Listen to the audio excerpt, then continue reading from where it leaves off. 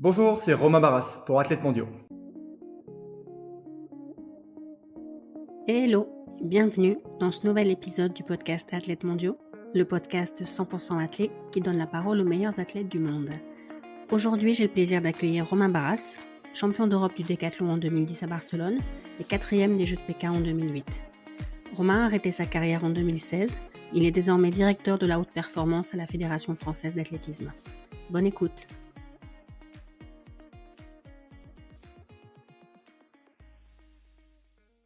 Salut Romain, bienvenue sur Athlètes Mondiaux. Tu connais Athlètes Mondiaux depuis longtemps, depuis l'époque du Skyblog, ce qui ne nous rajeunit pas. C'était en 2005 ou 2006. Mais en tout cas, bienvenue à toi. Tu es le deuxième décathlonien sur le podcast, après un certain Ashton Eaton, dont le nom doit te dire quelque chose. C'est sûr, Ashton va passer après lui, ça va être difficile, non seulement au niveau des performances, mais aussi au niveau de la sympathie du garçon et de toute sa bienveillance, parce que c'est vraiment l'exemple type de l'athlète qu'on aime. Oui, je confirme, mais je suis sûre que tu seras à la hauteur. Je ne m'inquiète pas pour ça. C'est pour ça que je t'ai invité. J'ai fait pas mal de recherches pour préparer l'interview et à ton sujet, la légende dit que tes premières courses de haies, tu les as faites dans le couloir de ta maison en passant des barils de lessive. La légende dit-elle vrai, Romain? Ouais, c'est pas une légende, effectivement. Très tôt, mon papa m'a mis au sport, aux activités physiques. Il était entraîneur d'athlétisme, prof de PS. Il savait tous les bienfaits que pouvait avoir l'activité physique sur les enfants et même les enfants en bas âge. Donc très tôt, on a fait du sport, on a couru, on a sauté. Et effectivement, j'avais un couloir qui devait faire une huitaine de mètres à la maison. Et il y avait à l'époque, c'était des petites barils de lessive Homo, je crois. Et puis, bah voilà, il y en avait quelques-unes. Et puis, je passais au-dessus quand j'avais 3 ans, 2 ans et demi, 3 ans, je pense. Ah oui, donc très tôt. Très tôt, oui. Mais tu t'en souviens ou on te l'a raconté? Non, non, on me l'a raconté, j'ai des bribes de souvenirs parce que aujourd'hui les enfants se souviennent facilement de ce qu'ils ont fait parce qu'on a les iPhones, on a des vidéos de tout, donc dès qu'on filme des enfants, ils se souviennent qu'ils ont fait ça parce qu'ils l'ont vu sur le téléphone. Moi, j'ai pas de vidéo pour attester de la légende. Ok. Et alors, il y a prescription maintenant, mais je pense que ta première licence, t'as un peu triché pour l'avoir, non? Ta licence d'athlète? Ouais, effectivement, j'étais alors tout petit, j'ai fait de l'athlé, comme je disais, je suivais mon papa sur les stades, il entraînait un groupe en athlétisme, donc très tôt j'ai couru, j'ai fait des haies, j'ai fait du saut en longueur, j'ai lancé la balle et c'est vrai que quand tu es petit, eh bien la confrontation à l'autre, c'est hyper important. Donc moi j'avais envie d'aller faire des compétitions, courir contre les autres enfants, mais j'étais trop petit. Donc la solution qu'avait trouvé mon papa, c'était de prendre une fausse licence avec une fausse date de naissance. Donc ça fait que dès 2 ans avant Poussin, j'ai commencé à faire des compétitions contre des garçons qui avaient donc 2 ans de plus que moi. Et puis je gagnais en plus, donc ça m'a donné envie de continuer, hein, forcément. Donc tout petit, j'ai fait effectivement des compétitions en étant un petit peu dans l'illégalité. Mais Mais c'était t'étais... promis, c'était la dernière fois. Après, c'est plus arrivé. Bon, il y a prescription. Mais t'étais grand? Personne s'était rendu compte que t'avais pas l'âge Ouais, que tu disais avoir? j'étais grand. Alors aujourd'hui, je mesure 1,93 m et j'ai toujours été plutôt grand. J'ai par contre eu une puberté assez tardive. Donc j'ai eu un moment dans ma carrière, enfin dans mon activité sportive, entre, je dirais, Benjamin et cadet, où ça a été beaucoup plus difficile parce que je suis tombé contre des garçons qui avaient déjà grandi, qui avaient déjà évolué physiquement.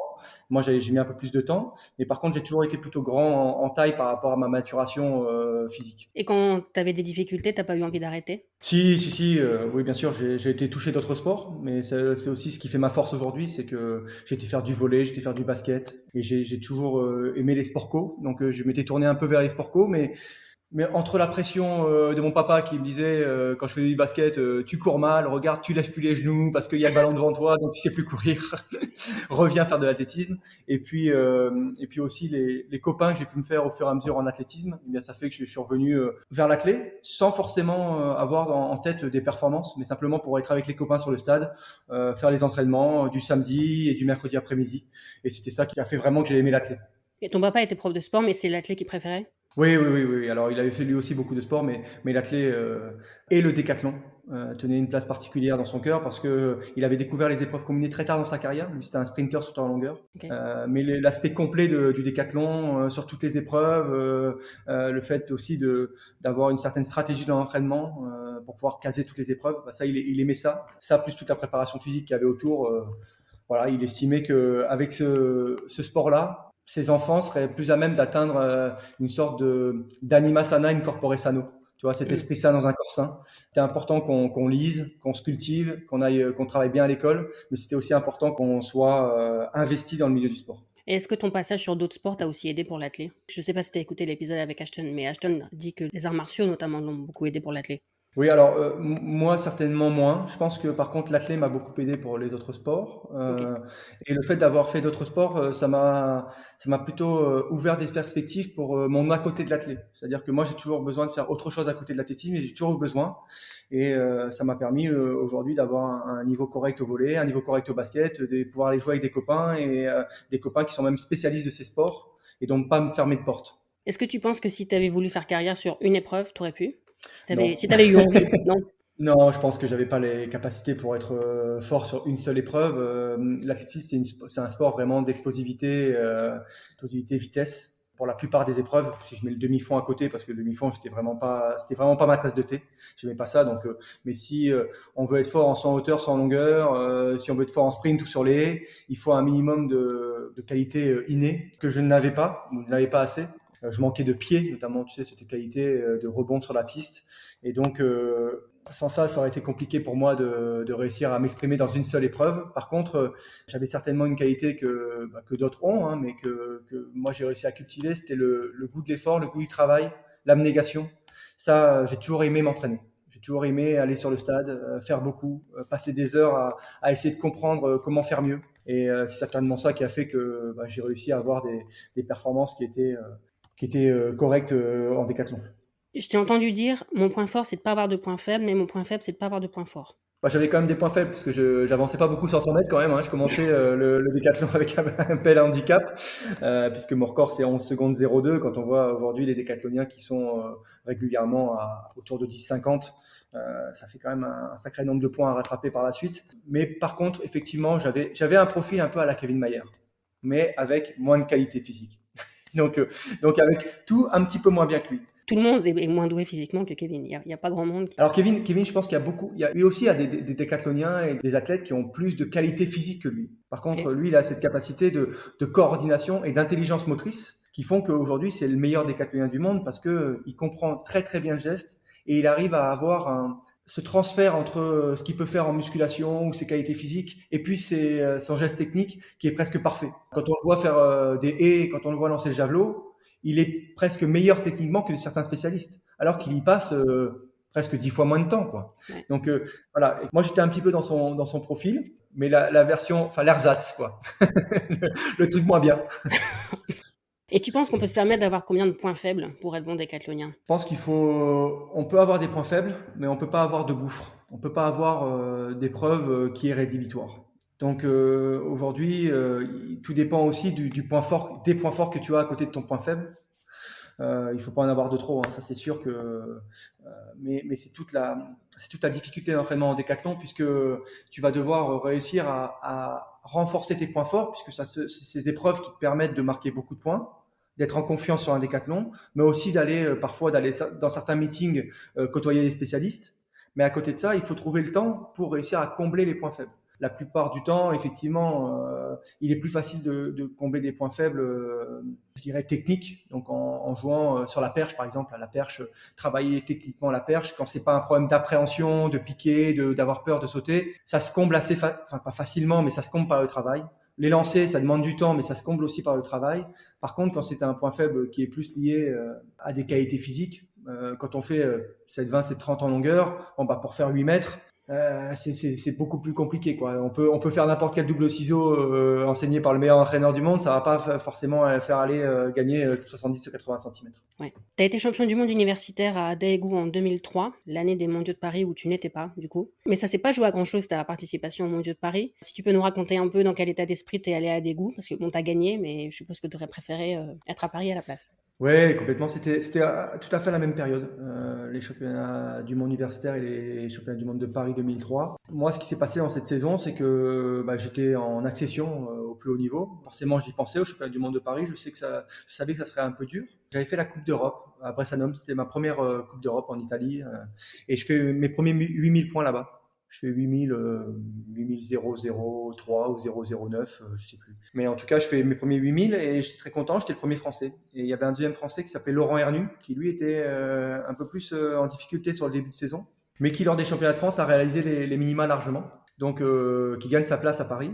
Moi, je fais pas mieux moi au championnat de France et avec mon total, on décide de pas m'envoyer à Paris parce que j'avais pas ma place certainement et que c'était pas le moment d'aller sur un grand championnat encore. Donc forcément un peu de déception et je vais au championnat du monde universitaire en me disant que c'est entre guillemets un petit lot de consolation quoi, parce que je l'avais déjà fait 2 ans auparavant.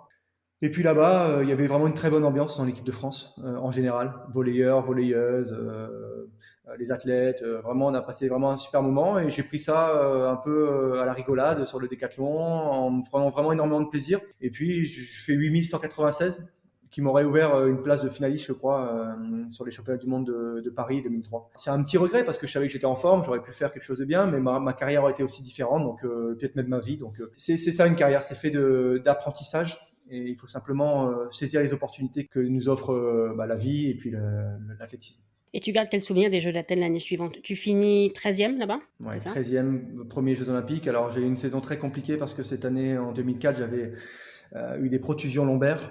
Et donc c'est des petites hernies discales. Et ces hernies discales m'ont handicapé très très longtemps. Et j'ai été pour le coup là rattrapé sur mon total de l'année d'avant, des championnats du monde universitaire de 8196. Et donc ils me qualifient sur ce total-là, ils me permettent de faire les Jeux Olympiques.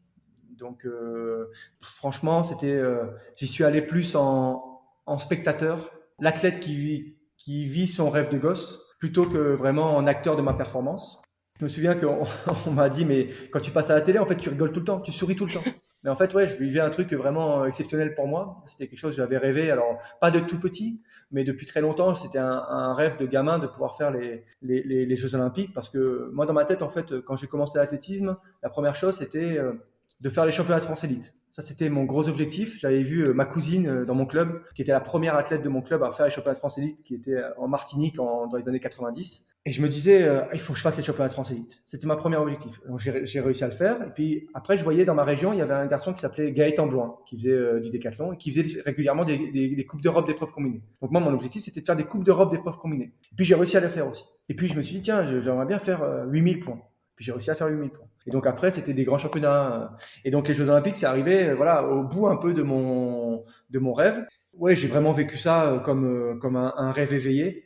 Mais ça m'a aussi donné faim parce que je me suis rendu compte que en fait, je faisais 13e, que j'étais pas si loin que ça d'aller chercher une place de finaliste, pas si loin de ça d'aller chercher même plus. Et donc ça m'a donné une certaine envie. Et j'y suis allé en ayant, je dirais, le niveau pour pouvoir défendre un peu mes chances. Parce que même si j'y suis allé un petit peu trop en spectateur, je fais 13e. Je fais pas, parce qu'à l'époque, on était 44 au départ, 44 ou 45. Ouais, c'est plus les 24 d'aujourd'hui. Donc, on était beaucoup. Et c'est vrai que quand tu es vraiment dans le fond du tableau et dans le bas du classement, finalement, c'est difficile d'apprendre quelque chose quand le niveau est trop élevé devant toi. Et là, moi, je me suis retrouvé un peu à la lutte. Je me suis retrouvé à la lutte sur le 1500, sur des épreuves, à voir que je pouvais gagner des places, aller grappiller certaines épreuves.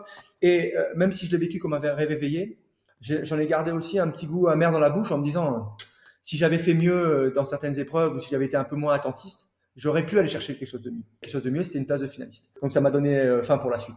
Et concrètement, qu'est-ce que tu as appris là-bas? Il y a des choses très très concrètes dans certaines disciplines ou c'est plus une question d'état d'esprit? Non, c'était vraiment l'état d'esprit, effectivement, déjà, rentrer dans un stade olympique, c'est très spécial.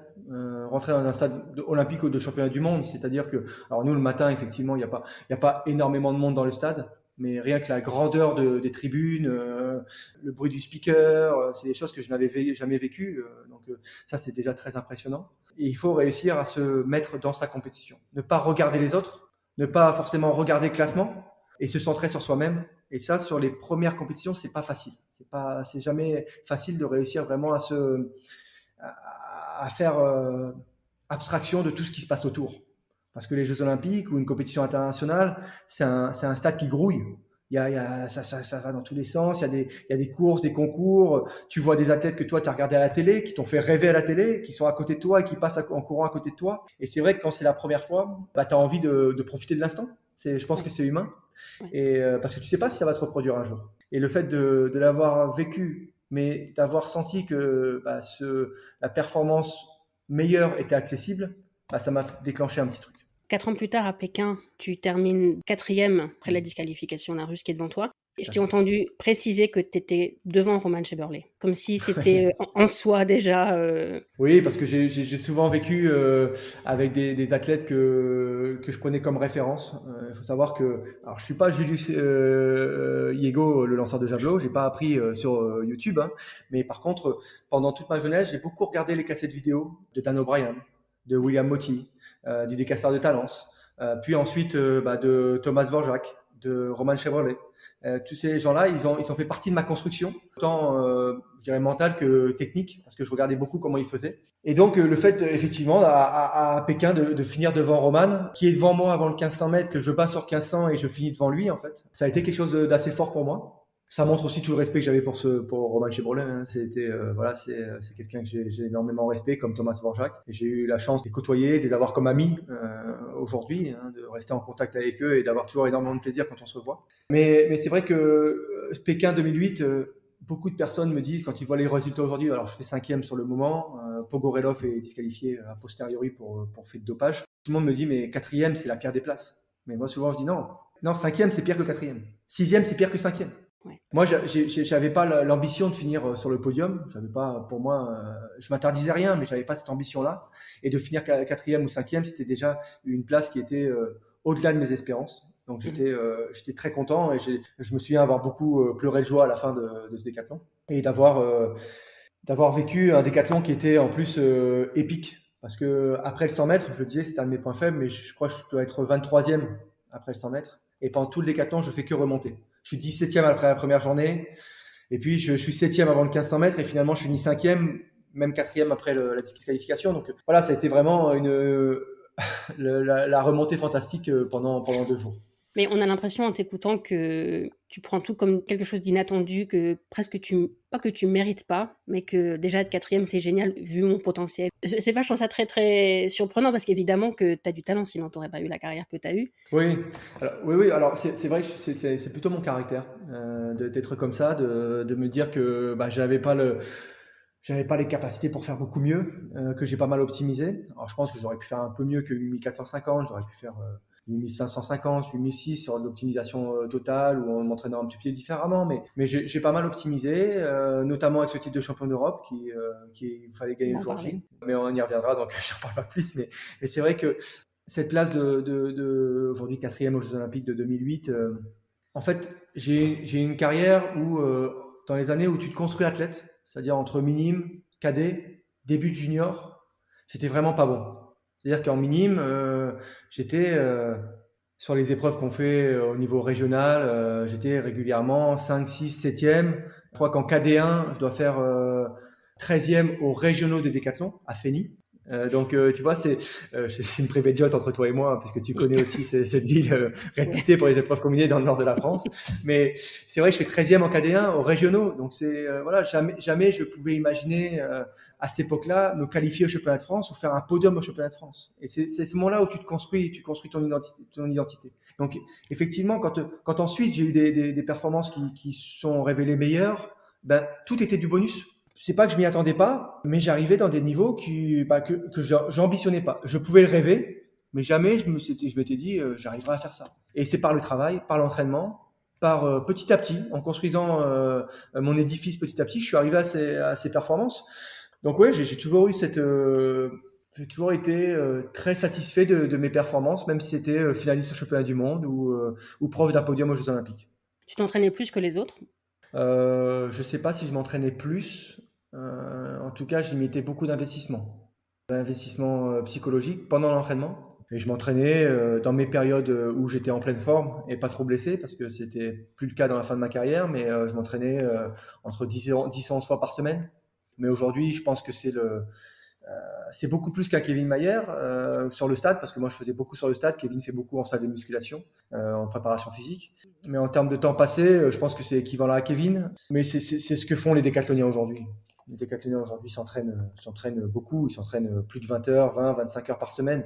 Alors c'est moins qu'un triathlète, parce que le triathlète, lui, il fait beaucoup d'heures sur son vélo, sur la course à pied, en natation, parce que c'est que des épreuves qui sont portées ou avec très peu de choc et qui demandent beaucoup de foncier. Nous, c'est que des épreuves où on fait de l'explosivité de l'impact musculaire et articulaire, donc on peut moins en faire. Mais oui, je faisais entre 20 et 25 heures d'entraînement par semaine. Ok. Le fameux titre de Barcelone a changé quelque chose dans ta tête. J'ai l'impression qu'il y a un petit syndrome de l'imposteur parfois chez toi. Tu me corriges si je me trompe. Alors, je pense que c'est un petit peu fort le syndrome de l'imposteur, mais non, à Barcelone, je sais que je suis le meilleur ce jour-là. Là, pour le coup, j'y vais pour faire au moins un podium sur Barcelone parce que c'est une année où je suis fort. Donc, je sais que j'ai les capacités pour faire au moins un podium. Et ça le décathlon se déroule et j'arrive pour jouer la première place avant le 1500 mètres, enfin même avant le javelot, avant le 1500. Est-ce que ça a changé quelque chose? Ce qui a changé, c'est que ça a été la concrétisation d'années de travail. Parce que c'est une médaille d'or au championnat d'Europe. Alors, c'est pas le championnat du monde, mais ça reste un championnat européen. Et pour moi, c'est très, très fort. C'était un moment très fort aussi, partagé avec énormément de monde dans les tribunes. Mon père était là, mon frère, ma copine de l'époque. Enfin bon, il y avait beaucoup de monde qui était dans les tribunes pour moi et beaucoup de spectateurs français aussi. Donc, c'était un moment très fort. Et je l'ai pris aussi comme une concrétisation. Et je pense qu'après ça, j'ai eu mon corps qui s'est mis en relâche. Et malheureusement, j'ai eu beaucoup de blessures après ça. Après Barcelone, c'est vrai que j'avais dans la tête d'aller chercher un podium aux Jeux Olympiques de Londres en 2012, qui pour le coup était vraiment en face de chez moi, puisque je suis originaire de Calais, donc c'était vraiment en face. C'était l'objectif. Donc ça avait quelque part déclenché la possibilité d'aller chercher un podium olympique. Ok. Et alors, je ne sais pas si tu t'en souviens de l'histoire du drapeau à Barcelone. Parce qu'on est 13 ans plus tard. Tu t'en souviens ou tu t'en souviens pas? Non, il faut que tu me remémores. Parce que quand on cherche ton nom sur Internet, Romain Barras Barcelone, on voit des photos avec un drapeau et c'est ce drapeau-là. D'accord. Tu t'en souviens pas? Parce qu'en fait, j'étais dans les tribunes comme spectatrice Ouais. et tu cherchais quelqu'un du regard avec un drapeau juste après l'arrivée du 1500. Et quand tu m'as vu, tu es venu chercher mon drapeau. Mais d'ailleurs, je dois m'excuser officiellement parce que le premier truc que je t'ai dit quand tu m'as pris le drapeau, c'est tu me le rends après. Parce qu'en fait, c'était mon drapeau perso que je comptais pas du tout donner à quelqu'un pour un tour d'honneur. Et donc, j'ai tout de suite dit tu me le rends après. Et en le disant, je me suis dit vraiment, il est sacré champion d'Europe et moi, je pense qu'à mon foutu drapeau. Ah non, mais c'est normal. Eh ben écoute, tu vois, je me souvenais pas de ça parce que c'est vrai que normalement à la fédération, on a toujours quelqu'un qui donne un drapeau au médaillé pour faire le tour d'honneur. Donc certainement, j'ai cherché cette personne. Oui. Mais j'ai croisé ton regard parce qu'on se connaissait des années d'athlètes dans le Nord. Donc merci de m'avoir donné le drapeau, je ne savais plus. Mais tu vois, je suis quelqu'un de parole, je te l'ai rendu. Oui, tu me l'as rendu, oui. Oui, non, mais c'était un bon moment à voir et je me souviens d'ailleurs t'étais pas le seul décathlonien français à Barcelone. Il y avait Nadir El Fassi et Florian Geffroy, c'est ça? Tout à fait, oui.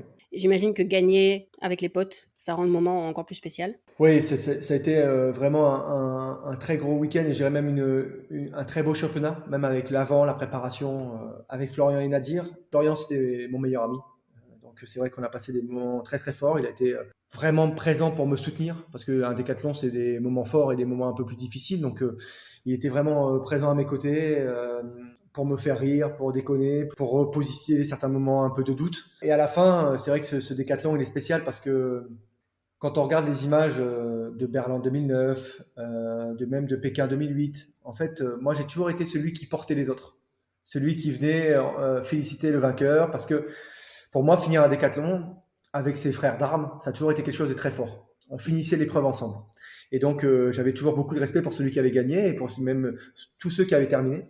Et là, cette fois-ci, c'est, je dirais, tous mes potes du décathlon qui sont venus vers moi. Les Français en premier, Nadir et Florian, et puis tous les autres. Et c'est vrai que on avait un peu inversé les rôles, et ça m'a fait vraiment quelque chose de très spécial, d'être un petit peu le roi de la fête ce jour-là. Et partager ça avec Nadir et Florian, oui, c'était bien parce qu'on s'entraînait aussi ensemble au jour le jour. À 3, on s'entraînait avec Jean-Yves Cauchon à Montpellier.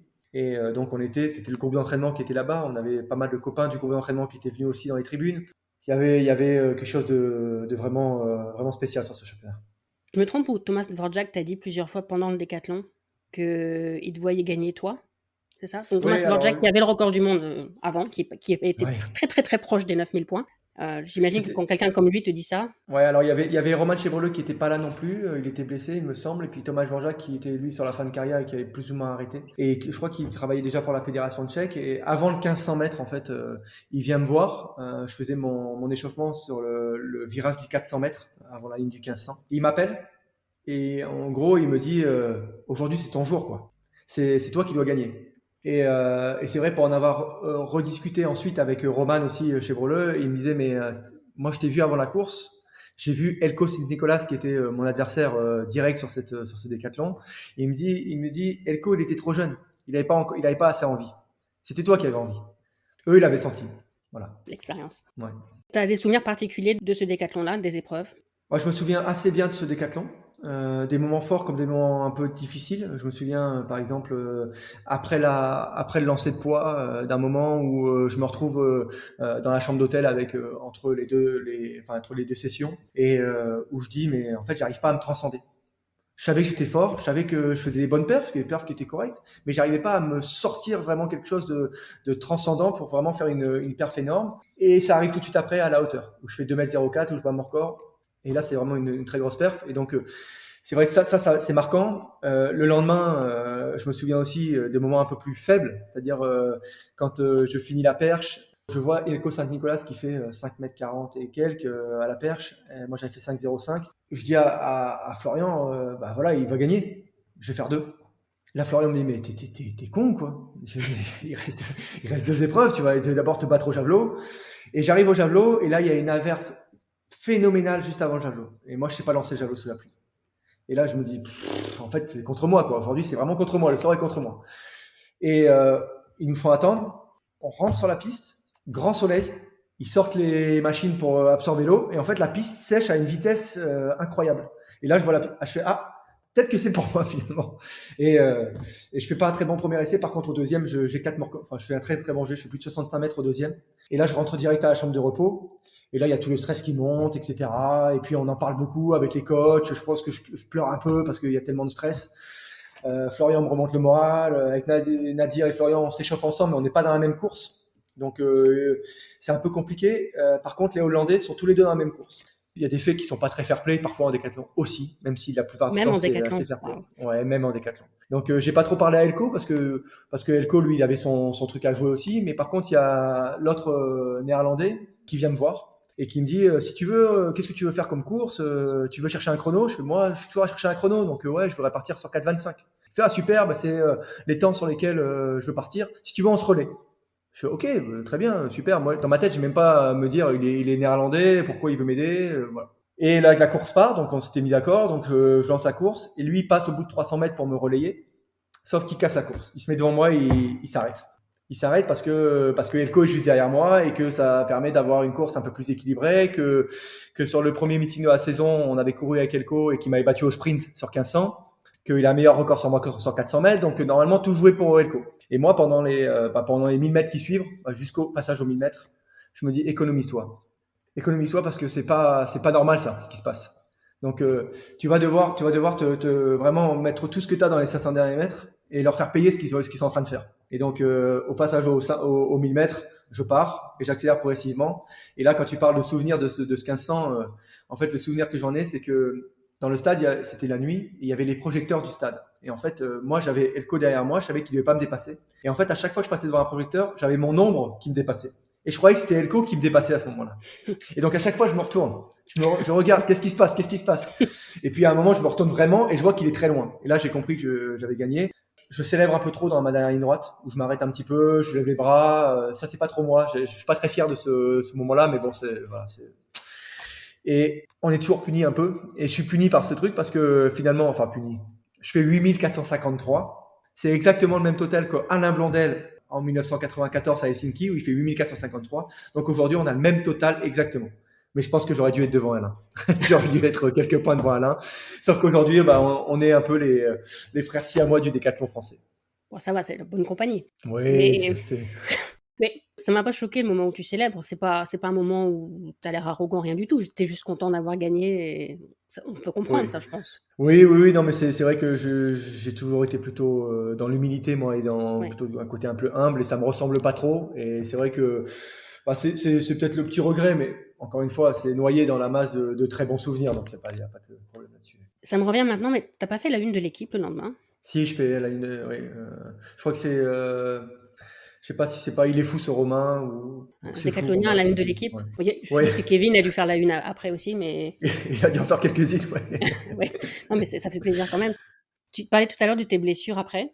Tu as eu 2 parties dans ta carrière, si on peut dire les choses comme ça. Est-ce que tu penses que c'est la faute à pas de chance ou est-ce que tu penses que tu as fait des erreurs à un moment et que ça a joué? Alors, pour ce qui est de la survenue de la blessure, c'est en 2010 en fait, en avril, j'ai eu une première douleur sur le pubis, adducteur pubis sur un lancer de javelot à Boulouris pendant un stage de préparation. Donc après, je suis soigné par les kinés, mais c'est une douleur que je traîne toute la saison. Je suis très en forme, je fais des très bons totaux toute la saison, mais j'ai cette douleur que je traîne. Je le sais, voilà. Et donc à la fin de la saison, il faut prendre le temps pour se soigner. Donc je prends le temps, j'essaie de me soigner, mais ça part pas. Et je pars en stage à La Réunion en décembre, où il y a un reportage qui est fait par Intérieur Sport. Et ce reportage, c'est pareil, c'est quelque chose que moi je suis un passionné de sport, donc je me régalais de ces émissions. Donc d'avoir l'opportunité de pouvoir la faire, c'était extraordinaire. Et donc j'ai pas voulu, en arrivant là-bas, leur dire bah non, on peut pas le faire parce qu'en fait j'ai mal. Donc j'ai pris des anti-inflammatoires pendant toute la période du stage, pardon. Et ces anti-inflammatoires ont masqué la douleur. Par contre, à l'issue du stage, quand je suis remonté, j'ai voulu refaire de la piste en rentrant du stage 2-3 jours après. Je pétais plus un pied de ventre. Donc cette erreur-là, voilà, ça fait partie de mon histoire. Ça fait partie parce que ce reportage, on m'en a parlé. Peut-être qu'on m'en parle autant Ouais. que mon titre de champion d'Europe. Il est super beau, ouais. Ouais, c'est gentil. Mais voilà, ça faisait partie des valeurs que je voulais donner vraiment et faire passer du décathlon, de toute ma vie en fait autour de ce décathlon. Mais par contre, ça m'a coûté cher. Ça m'a coûté cher parce que derrière cette pubalgie, eh ben, je m'en suis jamais remis. Je me suis fait infiltrer plusieurs fois. J'ai essayé de faire les championnats du monde en 2011 que j'ai fait, mais j'étais vraiment hors de forme. Et puis ça me prive des Jeux Olympiques en 2012. Et ces blessures, bah voilà, c'est peut-être qu'à un moment, j'ai pas eu quelqu'un autour de moi. Mais je blâme personne, je blâme pas mes coachs, qui étaient Bertrand Valsin et Jean-Yves Cochon, parce que j'étais une tête de con. Donc, même s'ils avaient vraiment essayé de me le dire, j'aurais continué. Mais j'aurais dû avoir peut-être quelqu'un, ou moi, avoir assez de recul pour me dire arrête, fais une année blanche, soigne-toi et reviens en 2012. Mais j'étais tellement dans l'euphorie de ce titre à Barcelone, de me dire il y a la qualif aux Jeux Olympiques à faire directement cette année, que ben, j'ai trop masqué la douleur par des anti-inflammatoires, par des infiltrations, plutôt que de vraiment soigner la cause. Et finalement, j'ai mis très très longtemps à me soigner. Quel conseil tu pourrais donner à des athlètes qui sont dans le même cas que toi? Ben, de s'écouter, de pas forcément prendre des anti-inflammatoires ou faire des infiltrations de corticoïdes pour masquer des douleurs ou pour essayer de résoudre ces problèmes. Et qu'une blessure a toujours une cause. Et qu'il il faut pas résoudre la conséquence, c'est-à-dire la douleur ou la petite blessure, mais il faut aller chercher la cause. Pourquoi je me suis blessé? Et ça, c'est pas toujours facile parce que ça demande beaucoup de recherche, beaucoup de temps, parfois beaucoup de temps de réathlétisation. Bon, après, moi, ça m'a permis par la suite de connaître Jérôme Simian, qui était donc le préparateur physique de Mélina Robert-Michon, que Mélina m'a présenté en 2013 à Rome, et avec qui j'ai travaillé, et qui lui m'a remis sur pied. Il m'a remis sur pied. Sa phrase, d'ailleurs, ça a été quand je l'ai rencontré, parce qu'il me dit viens me voir, je peux peut-être faire quelque chose pour toi. Viens me voir à Lyon. Puis, tu sais, moi, j'ai vu les meilleurs spécialistes en France. Je suis allé en Allemagne me faire soigner par Müller-Wohlfahrt, le médecin de Usain Bolt, LeBron James, du Bayern de Munich. Müller-Wohlfahrt, à un moment, il m'a dit tu sais, je pense que maintenant, il te faut du repos. Donc, en fait, c'était un aveu de faiblesse. Il savait plus quoi faire. Enfin, il m'a opéré des hernies inguinales. Il m'a fait tous les soins possibles et imaginables. Mais il y a un moment, il savait plus. Donc, et Jérôme, lui, il m'a dit mais moi, je veux pas te soigner. Moi, je vais t'entraîner à plus avoir mal. Et effectivement, il m'entraînait. Alors par des séances et des méthodes qui n'étaient pas rigolotes tous les jours, parce que j'en ai bien chié avec lui. Mais je lui dois le fait qu'aujourd'hui, je peux refaire du sport avec mes gamins, que je refais du sport avec des copains, parce que j'étais arrivé à un moment où même me lever pour aller aux toilettes la nuit, j'y allais courbé en deux, quoi. Je pouvais plus marcher sans avoir mal, je pouvais plus faire une accélération. Si le bus partait devant moi, ben, je ratais le bus. Pour un mec qui avait été champion d'Europe 2 ans avant, c'est difficile à entendre et à vivre avec. Et donc voilà, j'ai mis du temps, j'ai mis pratiquement 2 ans et demi à vraiment me soigner. Et en 2015, je peux refaire un décathlon en entier. Et c'était un peu ce que je m'étais fixé entre 2012 et en fait au fur et à mesure, si tu veux, 2012 ça a été un très gros échec de ne pas pouvoir faire les Jeux Olympiques, alors que j'aurais aimé faire un podium. Forcément, ça a été un très gros coup dur, mais dans l'année d'après, je me disais, je vais revenir. Puis 2013, je reviens toujours pas, j'ai toujours mal. Et puis 2014, j'ai toujours mal. Et donc, au fur et à mesure, je vois les années qui passent, je vois aussi mon physique qui s'écroule. Et l'objectif n'est plus de faire une médaille ensuite. C'est même plus de me qualifier à faire un championnat, c'est de refaire un décathlon sans douleur. Parce que je me dis, si j'arrive à refaire un décathlon sans douleur, c'est que j'aurai résolu l'ensemble de mes problèmes qui font que je pourrais avoir une vie normale après. Et donc, je mets toute mon énergie là-dedans, à me soigner, à comprendre, à travailler avec notamment Jérôme, avec certains médecins. Et puis, donc, j'ai réussi à refaire un décathlon. J'ai réussi à refaire 8000 et même à m'ouvrir des perspectives en 2016, à me dire, pourquoi pas essayer de faire les Jeux Olympiques de 2016. Alors malheureusement, ça se passe pas, ça va pas au bout de l'aventure, c'est pas une happy end. Mais j'ai refait les championnats d'Europe. Je fais 6e au championnat d'Europe à Amsterdam avec 8000 ce jour-là. Je pense que j'avais les possibilités de faire les qualifs pour les Jeux Olympiques. Il m'a manqué des bonnes conditions, il m'a manqué aussi un peu d'entraînement. Je me blessais un peu moins sur les mollets parce que forcément, avec toutes les années de désentraînement, mes mollets étaient venus très fragiles et je me pétais comme du cristal. Mais voilà, encore une fois, aujourd'hui, j'ai vraiment une vie normale, quoi. J'ai plus de douleur. Je sais ce que je dois faire pour m'entretenir et rien que ça, c'est une belle victoire. Et puis tu as terminé, c'était ta décision. Exactement. Oui, j'ai terminé. Alors, j'aurais voulu en refaire un derrière, c'est-à-dire celui des Jeux Olympiques de Rio 2016, mais de terminer sur Amsterdam en 2016, c'était encore une fois, je terminais avec Florian Geffroy en plus, qui était dans ce décathlon. Celui de Montlièvre sur 1500 mètres pour que je réussisse à décrocher les 8000 points et pas finir avec un 7900 sur mon dernier décathlon. Je sais plus, ça devait être mon 36e ou 37e décathlon, peut-être plus, je sais plus exactement. Mais à plus du 1000 points. Donc ça, je crois qu'il y a personne qui a fait plus de décathlon à plus du 1000 que moi. Ça me caractérise assez bien. Ouais, je trouve ça magnifique le décathlon. Je t'ai entendu dire quelque part que c'était comme une pièce de théâtre en 10 actes. Est-ce que tu aurais eu envie que les actes soient dans un ordre différent ou est-ce que certaines épreuves soient d'autres épreuves? Je sais pas, est-ce que tu aurais préféré faire du marteau à la place d'un autre lancer ou du tri? Je pense que tous les décathloniens, à un moment donné, on s'est dit, mais pourquoi il y a le 1500 mètres dans ce décathlon? Sauf que, bon, moi c'était une épreuve aussi où toute ma carrière, j'ai gagné des points ou gagné des places grâce à ce 1500 mètres. Donc, je ne l'aimais pas, mais je ne la haïssais pas. Et je savais aussi que mon travail dans cette épreuve-là me servait pour tout l'ensemble du décathlon parce que ça me donnait une sorte de foncier pour l'ensemble des épreuves. Ouais. Moi qui n'étais pas hyper explosif. Et puis, je savais que ça allait me rapporter des points. C'était une épreuve où j'allais pouvoir aller potentiellement chercher, comme à Pékin en 2008, chercher 2, 3, 4 places sur une épreuve. Mais je me suis jamais dit, pourquoi on ne fait pas un énéathlon? Pourquoi on ne fait pas un octathlon? Pour moi, le décathlon, c'est le décathlon. C'est-à-dire que c'est les 10 épreuves dans cet ordre-là. Depuis le début des années 1900, c'est cet ordre dans les épreuves. Et pour moi, ça fait partie de cette épreuve mythique. Parce que pour moi, le décathlon, c'est l'épreuve mythique de l'athlétisme. C'est l'épreuve. Souvent, on nous appelle les dieux du stade. Moi, parfois, on nous appelait les gardiens du stade. C'est-à-dire que nous, on ouvre les portes à 8h le matin le premier jour et on les ferme à 22h le dernier jour, quoi. Donc, on était vraiment les gardiens du stade. Et c'est vrai que c'est ça qui me plaisait aussi en décathlon. T'as jamais eu envie de faire un nicosathlon? 20 épreuves, ça existe aussi, ça? Alors, non, j'ai jamais eu envie. Je sais que j'ai pas mal de copains qui en ont fait, notamment Frédéric Honneux, qui était belge et qui s'est régalé à faire ça. Non, il y a trop. Non, justement, il y avait du marteau, il y avait du triple saut. C'était des épreuves que j'avais pas forcément pratiquées.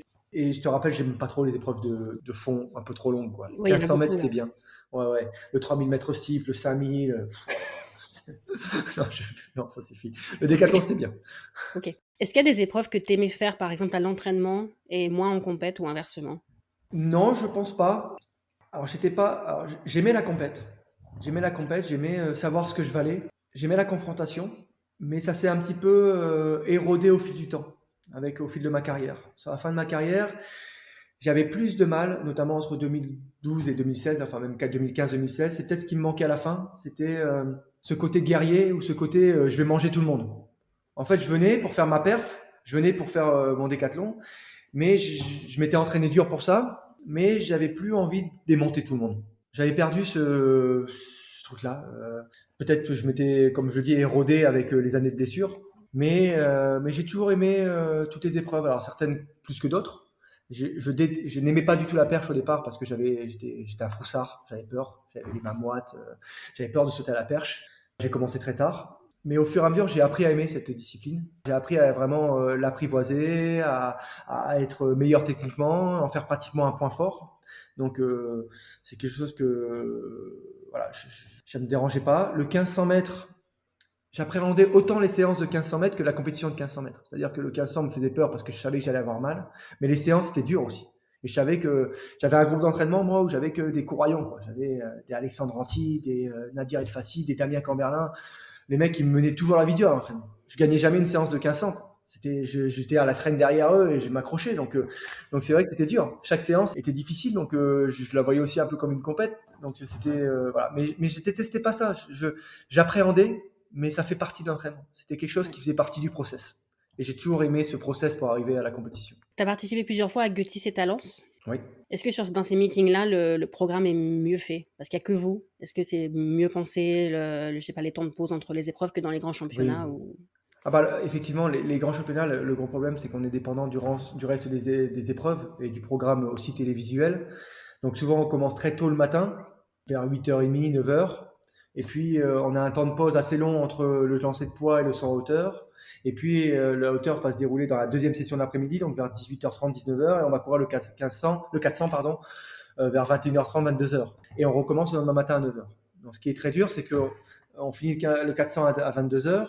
Il faut aller récupérer, passer chez le kiné, faire sa récup active, manger, réussir à trouver le sommeil.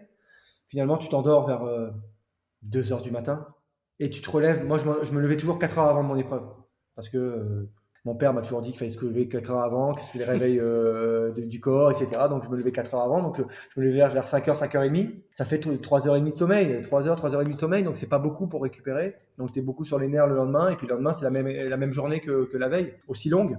Donc c'est vrai que c'est éprouvant, en plus du fait qu'il y a beaucoup de stress, il y a beaucoup de rééchauffement. Donc ça, c'est très, très fatigant aussi de devoir se réchauffer à chaque fois pour les épreuves. Alors que sur un meeting, on commence plus tard, c'est beaucoup plus condensé, on finit plus tôt le soir, on a une vraie nuit de sommeil entre les 2 jours pratiquement. Et puis le lendemain, c'est aussi beaucoup plus condensé et les épreuves s'enchaînent plus, donc on s'échauffe moins, on a moins besoin de se réchauffer. Donc oui, ces meetings, et notamment les meetings de Talence et de Gutis, sont pensés pour les épreuves combinées et tout est fait pour nous, quoi. Non seulement on est centre de l'attention, et ça fait du bien parce qu'on n'est pas noyé parmi les autres. Les gens qui viennent nous voir comprennent le décathlon. Ils savent que c'est pas parce que tu gagnes pas le 100 mètres que tu gagneras pas le décathlon. Ou que c'est pas parce que tu n'as pas gagné le 1500 que c'est pas toi qui as gagné le décathlon. Et ça, c'est vrai que c'est difficile de comprendre pour les Béotiens. Hein. Je peux l'entendre. Mais là, dans cette atmosphère-là de Gutis et Talence, tout le monde le sait. Et tout le monde encourage, tout le monde connaît les bonnes performances des athlètes dans chaque épreuve. Et ça, c'est hyper agréable. On a aussi ce côté à Talence où on saute sur notre musique. Donc, on donne une musique et sur la longueur, la hauteur, la perche. On a une ambiance très particulière avec un public qui est très proche de nous aussi. Donc, c'est des moments qui sont hyper particuliers et moi, j'ai toujours savouré ces meetings, notamment celui de Talence parce qu'en plus, c'est fin de saison. Donc, ça veut dire que c'est la grande fête. Il n'y a plus la pression de savoir ce que tu as fait dans la saison. Tu viens vraiment profiter de ton public en fin de saison. Et puis Gutis parce que ça reste le décathlon le plus relevé de la saison en dehors du championnat. Et que bien figurer à Gutis, souvent ça te donne un petit peu le diapason de ta saison, quoi. Tu sais comment tu vas être dans la saison quand tu es bien à Gutis. J'ai dû faire deuxième à Gutis, une fois ou deux. Une fois, je crois. J'ai dû faire deuxième derrière Brian Clay en 2010. Et j'ai dû faire 2 fois deuxième à Talence. J'ai jamais gagné ces meetings.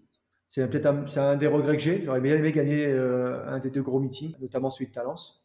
Ouais, oui, non, c'est vraiment des ambiances particulières et il faut presque venir le voir en tant que spectateur aussi pour comprendre ce que c'est le décathlon, le vrai décathlon. Là, on enregistre quelques jours après le meeting de Gutis où Anna Hall s'est approchée vraiment très près des 7000 points. Et j'ai lu quelqu'un sur Twitter qui regrettait qu'il n'y ait pas eu plus de confrontation parce qu'en fait, elle a gagné, je crois, 4 épreuves sur 7. Et quelqu'un disait vraiment, les épreuves combinées, quand il n'y a pas de confrontation, c'est vraiment chiant à mourir, ça n'a aucun intérêt. Ashton Eaton a répondu tout de suite, vraiment, c'est que tu comprends rien à l'athlète si tu penses que c'est pas intéressant. Parce que c'est que tu n'es pas capable d'apprécier vraiment les perfs qu'elle a sortis. Mais bien sûr. On peut être que d'accord avec Ashton Eaton et comme je le dis, voilà, c'est... moi, Anna Hall et Nafisa Toutiam, moi, c'est mes icônes de l'athlétisme féminin. Sincèrement, c'est... Alors, Nafi depuis quelques années. J'ai une admiration, alors c'est pas une admiration mais pour son physique, pour les perfs qu'elle fait, c'est beau, quoi. Pour moi, c'est l'athlétisme dans son état pur. Et Anna Hall, c'est un petit peu différent mais ce qu'elle dégage sur la piste, ce qu'elle dégage aussi en dehors par son sourire, C'est vraiment, moi, c'est un régal pour moi de voir les performances de ces filles-là. Quand on voit une fille qui fait 2 mètres en hauteur, quand on voit une fille qui fait 22,85 sur 200 mètres, mais qui fait aussi à côté de ça 14 mètres au poids, 12,75 sur les, enfin voilà, moi tout ça, franchement, oui, je peux pas comprendre qu'on dise c'est chiant à mourir les épreuves combinées. Non, regardons un petit peu l'ensemble des épreuves, regardons ce que ça demande. Regardons aussi un Ashton Eaton, ce qu'il faisait Ashton sur les épreuves combinées, mais aussi sur 400 mètres haies. Oui. Ce que font les nouveaux décathloniens, ce que fait Kevin Mayer.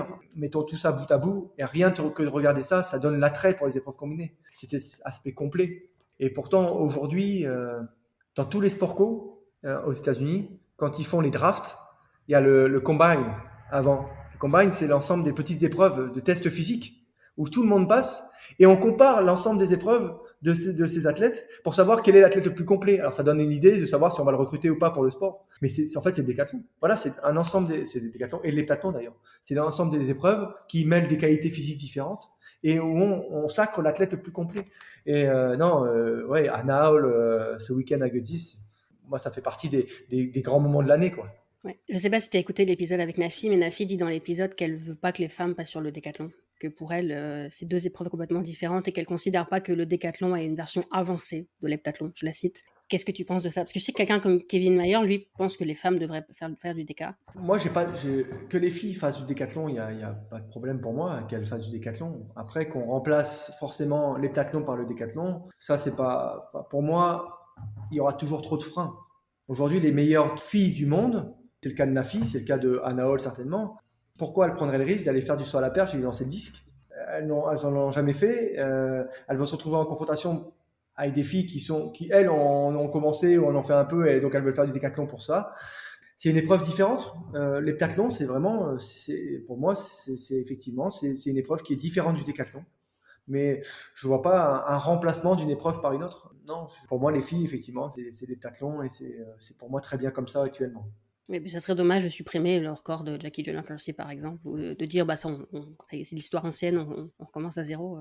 Ah bah complètement. Ouais. Bah chaque sport demande un profil différent. Si les garçons faisaient des décathlon, les mêmes épreuves que les filles, bah on n'aurait pas les mêmes profils de décathloniens. Moi, par exemple, j'aurais jamais été champion d'Europe, très clairement, parce que on enlève des épreuves techniques, on enlève des épreuves un peu longues.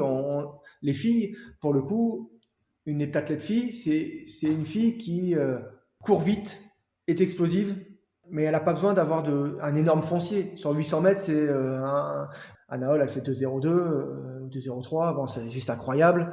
Je pense pas qu'elle passe beaucoup de temps à faire des footings ou à faire du travail aérobie. Par contre, elle passe beaucoup de temps à faire du sprint, de l'explosivité et des exercices d'impulsion pour être forte en longueur et en hauteur. Donc, c'est des profils qui sont totalement différents. Aujourd'hui, le décathlonien, il est obligé d'avoir quand même un temps de travail important sur la technique, la perche. Il suffit pas d'être seulement explosif, quoi.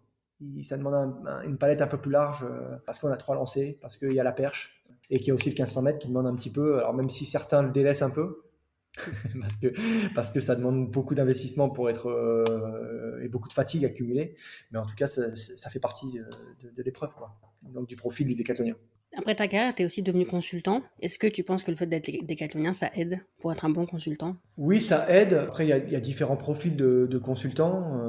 Il y a des consultants qui sont plus dans, je dirais, quelque chose d'assez synthétique ou qui arrivent à s'extraire un petit peu pour voir les épreuves du haut, et puis des gens qui vont donner quelques tips au niveau technique. Moi, j'étais plutôt dans ce caractère-là, c'est-à-dire que moi, j'aimais réussir à démocratiser l'athlétisme et à démocratiser le geste technique, expliquer à tout le monde comment on fait et pourquoi ça marche et pourquoi le saut est bon et pourquoi il n'est pas bon. Alors bien sûr, en fonction de l'auditoire, avec des choses plus ou moins techniques et plus ou moins avancées techniquement. Moi, j'ai eu la chance de travailler sur Bein Sport, qui était une chaîne de spécialistes du sport. Donc, on cherchait cette compétence technique. On faisait même des palettes d'explications techniques et de vulgarisation technique sur les gestes techniques. Donc, c'était hyper intéressant. Ça, on le doit notamment à Samir Hamoudi, qui était avec moi comme journaliste et qui s'en délectait lui aussi. Après, quand on est passé sur RMC Sport, c'était un peu plus grand public, donc on a adapté notre discours aussi. Mais oui, le fait d'être décathlonien, forcément, je connaissais mieux toutes les épreuves, j'avais une sensibilité sur les lancers, sur les sauts, sur les courses, donc forcément, j'étais épaulé uniquement par quelqu'un comme Mehdi Bala sur le demi-fond, qui est beaucoup plus spécifique. Donc, mais je pouvais m'en sortir sur tout, et je peux m'en sortir sur toutes les épreuves. Donc, c'est quelque chose que j'appréciais vraiment, qu'aujourd'hui j'ai arrêté par la force des choses, parce que notamment les meetings Diamond League, eh bien, il y a pas forcément de diffuseur aujourd'hui, et que mon emploi du temps perso, avec mon nouvel emploi, me donne pas forcément les disponibilités pour préparer correctement les meetings et avoir une activité de consultant à temps plein, mais c'est quelque chose que j'ai vraiment beaucoup apprécié faire. Et puis j'ai l'impression que les décathloniens, vous aimez l'athlé. L'athlé en général. À la limite, même tu vas aimer le marteau aussi, alors que tu fais pas de marteau. Oui, parce que c'est vrai que nous, on passe énormément de temps sur le stade, et que non seulement en passant du temps sur le stade, tu côtoies beaucoup de monde. Donc tu côtoies les lanceurs de marteaux, les marcheurs. Moi, j'étais très pote avec Johan Diniz, donc j'ai très tôt compris la difficulté de son épreuve, alors que j'en ai jamais fait. Et on comprend, parce qu'on a, nous, besoin d'énormément d'entraînement et d'énormément d'investissement dans notre pratique, ce que ça demande d'être bon dans les autres épreuves, ou de devoir s'investir dans les autres épreuves. Donc c'est vrai qu'on aime. Je connais beaucoup de décathloniens qui aiment l'athlétisme dans son ensemble. Ouais. Pour terminer, je voulais qu'on parle de ton job actuel à la FFA. Est-ce que c'était une volonté de ta part? Tu y pensais déjà pendant ta carrière? Tu voulais avoir un rôle à la FFA après, ou est-ce que c'est Pas un du tout. concours de circonstances? Pas du tout. Alors moi, je suis professeur de PS de formation. J'étais professeur de PS très tôt dans ma carrière d'athlète. J'étais en 2002, j'ai eu le concours, le CAPES. Jamais vraiment enseigné, mais j'avais ce diplôme qui me permettait de pouvoir enseigner après ma carrière et d'avoir quelque chose pour la suite. Ce qui m'a permis notamment de bien vivre mon après-carrière. Parce que souvent, j'entends, et j'ai entendu parler, certains décathloniens, notamment Trey Hardy qui en a parlé récemment, cette petite mort du sportif, la difficulté de se reconstruire après. Moi, ça, je ne l'ai pas vécu. Je l'ai pas vécu parce que j'avais cette porte de sortie, en fait. J'étais prof, j'avais postulé sur un poste de prof à la fac de Montpellier, en STAPS. Et j'avais ce poste de prof que j'ai commencé à mi-temps pendant ma carrière, et que j'ai terminé, j'ai pris à plein temps ensuite. Et toujours, chaque fois qu'on me demandait, je disais non, mais moi je pense pas que je m'investirais dans la clé, parce que déjà la clé c'est beaucoup de bénévolat, et que j'ai besoin moi de me centrer sur ma famille. J'aimerais bien passer du temps avec ma famille plutôt que faire du bénévolat dans un club en tant qu'entraîneur. Et que cadre technique, c'est pas ma formation en fait, je suis prof de PS, donc voilà. Et puis j'ai fait un an à la fac en temps plein, et en 2017 on est venu me chercher en me demandant si je voulais travailler pour la fédération. Donc j'ai accepté. Au début, j'étais responsable du suivi des athlètes. Je participais pas mal à la vie de la DTN sans être vraiment une pièce majeure de l'échiquier. Et puis ensuite, avec l'arrivée de Florian Rousseau, Florian m'a plus sollicité, avec Mehdi Bala aussi. Donc, plus sollicité mon avis, plus sollicité mes compétences dans peut-être un peu plus la stratégie ou la conception de l'athlétisme. Et puis, quand Florian est parti, on m'a proposé le poste de directeur de la haute perf. D'abord par intérim, pour prendre la place de Florian, et puis ensuite j'ai été nommé. C'est quelque chose que j'ai accepté, je dirais, de façon logique, et c'était quelque chose qui allait dans la continuité de ce que je faisais, puisque moi, encore une fois, j'étais prof à la fac, et je me disais, je vais aller à la Fédé. Ça sera une partie de ma carrière. Au moins, ça sera ce temps-là, je serai pas à la fac, je fais autre chose. Et puis quand je reviendrai à la fac, ça sera quelque chose de neuf, et j'aurai toujours autant de dynamisme et d'envie d'enseigner. Donc voilà, je continue l'aventure dans l'athlétisme. J'aime ce que je fais. J'ai la chance de travailler avec une équipe qu'on a montée et qui est vraiment super. C'est des copains, c'est des gens très compétents avec qui je m'entends bien. Et j'essaie d'y mettre un peu mes valeurs, de pas lâcher en tout cas mes valeurs, parce que c'est pas facile dans un milieu comme l'athlétisme et dans une fédération, parce que il y a beaucoup d'enjeux sportifs, extra-sportifs, et il faut réussir à naviguer au milieu de tout ça. C'est pas toujours facile quand tu es athlète de comprendre les décisions qui sont prises en haut, oui. parce qu'on a différents intérêts à défendre. Les intérêts sportifs, politiques. Quand je dis politique, c'est ceux de la fédération, mais aussi ceux de l'État, ceux du ministère, ceux aujourd'hui de l'Agence nationale de sport. Et tout ça, il faut répondre à certaines demandes, à certaines commandes parfois. Donc, c'est pas toujours facile, je comprends, quand on est athlète, de comprendre les décisions qui sont prises, mais j'essaie de le faire, en tout cas moi, avec mes valeurs, avec la bienveillance, sans complaisance, parce que je connais l'exigence du haut niveau. Je sais ce qu'il faut pour y arriver. Donc, tout ce que je prends comme décision, déjà, je ne les prends pas seul. J'essaie d'avoir autour de moi une équipe et des personnes qui sont capables de me conseiller, de me dire tu te trompes, ou non, c'est ça, on va là-dedans, parce qu'on est tous d'accord, ou en tout cas une majorité. Et puis de le faire avec toujours des valeurs qui, pour moi, m'ont toujours caractérisé et j'ai toujours trouvé importantes, des valeurs d'exigence et d'ambition. Quand on va en équipe de France, c'est pas parce que pour porter un maillot, c'est pas pour faire honneur au maillot, c'est pour être performant en équipe de France. Donc il faut avoir les armes pour y être, pour pouvoir être performant.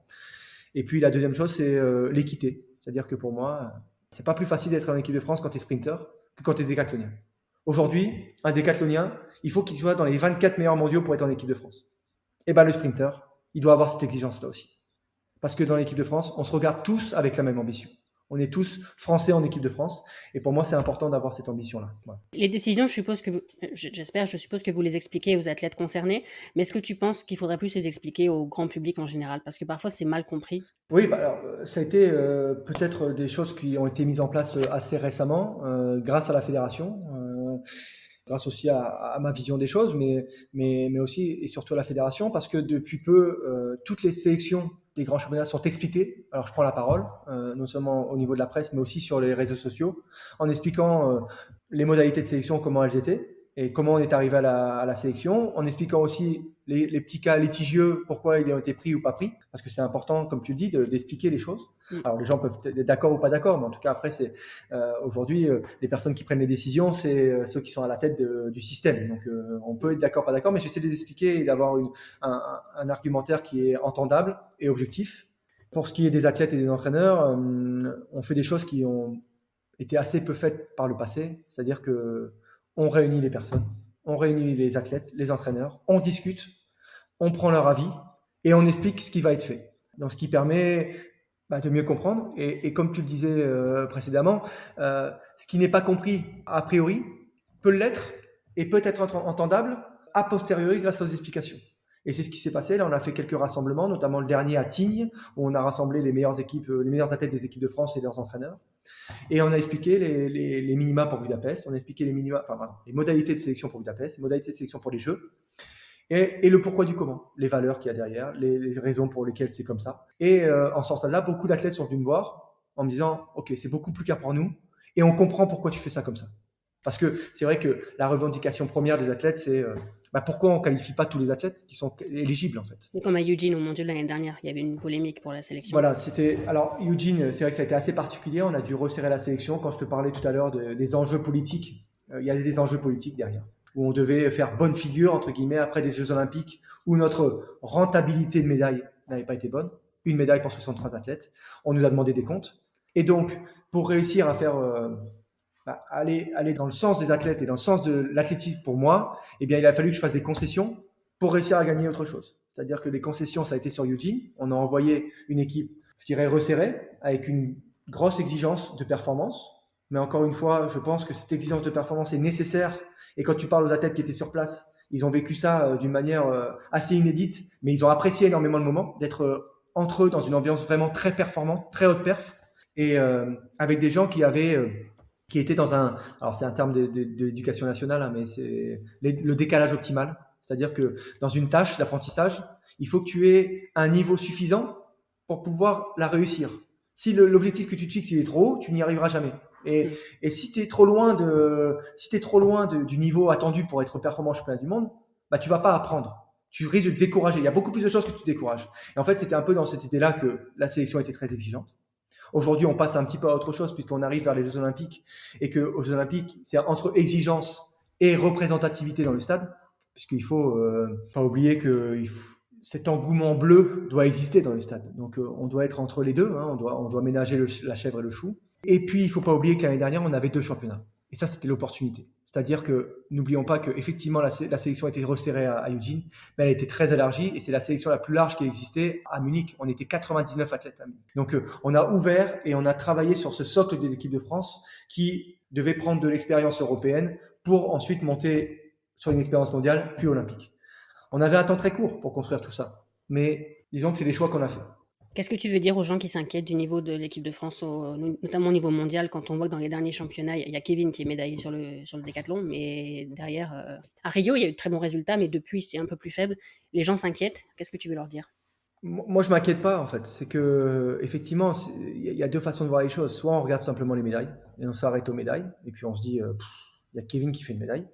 Soit on regarde un peu les résultats globaux, on regarde les comportements des athlètes, on regarde ce que peut faire un Wilfried Apio, qui finit 4e, effectivement, au pied du podium, mais qui bat son record de plus d'une seconde sur le championnat, qui s'arrache sur la finale, qui est à 2 centièmes de la médaille. On regarde les coureurs de 800 qui progressent, Benjamin Robert qui fait enfin une médaille cet hiver et qui va progresser, une Reine Lamotte qui arrive dans les toutes premières et dans les toutes meilleures mondiales. On regarde tous les jeunes qui arrivent, les sauteurs en longueur, Erwan et Jules, qui sont en train de progresser, les perchistes. Il y a toute une génération qui est en train de monter, qui était pour nous la génération Ambition 2024, qui va être peut-être un petit peu jeune pour Paris 2024. Mais aujourd'hui, notre objectif, c'est forcément de réussir Paris 2024, d'avoir des médailles à Paris et d'avoir, je l'espère, entre 3 et 5 médailles. Mais par contre, on a le devoir de construire la suite, de ne pas oublier l'héritage des Jeux Olympiques, de tout ce qu'on est en train de construire, donc tous les moyens qu'on peut mettre dans la construction de la suite. Alors forcément, ce n'est pas tous les athlètes de n'importe quel niveau qu'on aide avec la fédération aide, parce que la fédération a des moyens limités aussi, mais on a vraiment essayé d'élargir ces suivis, d'aider un maximum de personnes, de suivre de façon continue avec les moyens de la haute performance les athlètes en devenir pour pouvoir les faire grandir en 2024 et aussi pour 2028 et 2032. Et ça, voilà, je ne sais pas si ça rassure, mais en tout cas, je pense que c'est pas une bonne chose que de se centrer uniquement sur les médailles. C'est pas respectueux pour les athlètes. C'est pas respectueux pour l'athlète qui lui se déchire le jour et que, encore une fois, je dois être très bien placé pour en parler parce que moi, c'est comme ça que je l'ai vécu et comme ça que j'ai vécu ma carrière. C'est-à-dire que parfois, une 5e place, c'est une victoire. Parfois, une 10e place aux Jeux Olympiques, c'est une victoire. Parce qu'on est arrivé avec la 25e perf et que c'est bien de faire 10e. Alors, bien sûr, dans le tableau des médailles, ça compte pas. Mais quand on aime le sport, il faut aller un petit peu au-delà de simplement la médaille, je pense. Dans les derniers championnats, on voit que la plupart des médailles françaises sont des médailles masculines. En indoor, c'est la seule femme, c'est Anesra Rolaï, je pense, qui est médaillée. Si on pense à Rio, c'est Mélina Robert-Michon, il n'y a qu'une femme. Comment t'expliques ça? Alors, à la fédération, il y a eu des études sociologiques sur l'athlétisme féminin. Les études sont toujours en cours parce que les premiers résultats, en fait, ne montraient pas assez de significativité au niveau des différences hommes-femmes. En France, que ce soit chez les hommes ou chez les femmes, on a une grosse concurrence des autres sports. Il y a nos gabarits, nos filles explosives, nos garçons explosifs ou forts, ils ont des sport co où ils peuvent s'exprimer, où ils sont très tôt détectés, mis dans des filières, parfois rémunérés. Et donc, forcément, tu vois, moi je vais prendre l'exemple de la famille Jiquel. Il y a 2 filles, notamment. Il y en a une qui est en sauteuse en hauteur, qui est très très performante, qui a fait 92 cet hiver, il me semble, ou 91. Et puis, il y a sa sœur, qui joue au plus haut niveau au volley, en équipe de France, en Turquie. Voilà. Et cette jeune fille, elle doit gagner bien plus d'argent que sa sœur. Ouais. Pourtant, c'est une jeune fille qui représente la France, toutes les deux. Donc, peut-être qu'il y a ça. Il y a aussi peut-être cette volonté des filles, à un moment, de sécuriser plus l'avenir que les garçons. Alors, je ne sais pas si ça, c'est ethnologie, sociologie qu'il faudrait peut-être rechercher, mais peut-être qu'à un moment, quand on voit qu'il faut vraiment s'investir et peut-être sacrifier les études, les garçons sont plus facilement à le faire, je ne sais pas. Mais en tout cas, je pense que les études qui sont menées actuellement vont nous donner des réponses sur le pourquoi, justement, une Mélina Robert-Michon, elle a réussi à passer le cap, alors que d'autres ne le passent pas. En tout état de cause, on a en France, c'est vrai, un énorme choix dans les pratiques sportives. Les sports co, c'est énorme. On a du rugby, du foot, du basket, du hand, et j'en passe, et du volley. Et on a pratiquement des médailles dans tous aux Jeux Olympiques ou dans des championnats mondiaux dans ces disciplines-là. Donc nous, l'athlétisme, souvent, si quelqu'un est très doué dans un sport, il ne va pas venir dans l'autre. On a un bassin de population qui est important, 60 millions d'habitants, plus. Mais ce n'est pas celui des États-Unis non plus. Et par contre, on a une représentativité de sport qui est énorme. Donc ça peut être une explication, mais c'est pas pour ça qu'on doit baisser les bras. On doit certainement repenser notre détection des athlètes.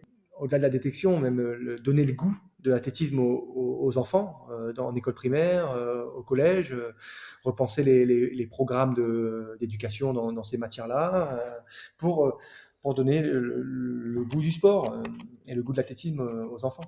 Ça me permet une superbe transition avec la question que je pose à tout le monde. Moi, ce que j'aime dans l'athlète, c'est son côté universel. Ce que j'aime le plus, j'aime tout dans l'athlète, mais ce que j'aime le plus, c'est le côté universel, d'où le nom d'athlète mondiaux. Qu'est-ce que toi, tu préfères dans l'athlète? Alors, je vais rester beaucoup plus futile et beaucoup Ok, plus. c'est très bien. Moi, ce que j'aime dans l'athlé, c'est que c'est un sport de plein air et que tu vas Mm. le faire sur un stade, en plein air, au soleil, quand il fait 30 degrés, Même à que tu es Calais. dans. Alors, c'est pour ça que j'habite aujourd'hui à Montpellier, mais Mm. j'adorais, par exemple, à Calais, effectivement, les entraînements l'été pendant les vacances scolaires, parce que tu étais en plein air, il faisait chaud, il faisait beau, que tu profites à courir et tu as parfois comme seule sensation le vent dans les oreilles parce que tu cours vite, que tu sautes loin et tu as ce temps en l'air qui fait que tu étais un apesanteur pendant un moment, que tu apprends à lancer un poids et que tu transmets ta force et que tu gagnes un mètre par rapport à ta performance. En fait, c'est ce côté très naturel, très au contact du grand air, et puis dans des disciplines où la technique et le physique font la performance. Pour les Calaisiens qui nous écoutent, si je me suis permis la blague, c'est parce que je suis moi-même née à Dunkerque. Donc je pense que moi j'ai le droit. Bon. Est-ce que tu veux ajouter quelque chose? Je pense que c'était parfait. Je pense que on a passé un beau moment et c'était sympa. Alors je reviens rarement sur ces moments de ma carrière. J'en parle rarement. Peut-être les seuls moments, c'est quand on me pose des questions au niveau journalistique. Parce que c'est une autre vie aujourd'hui et que maintenant, ma vie est plus tournée vers ma famille et mon travail. Donc voilà, c'était un moment sympa. Merci Mathilde. Parfait, merci. Merci Romain d'avoir répondu à mes questions et merci à vous d'avoir écouté l'épisode jusqu'au bout. Vous écoutez le podcast sur Apple Podcast? Laissez 5 étoiles et un commentaire. Et si vous le souhaitez, vous pouvez aussi soutenir le podcast via le lien disponible dans les notes de l'épisode. Merci et à la semaine prochaine.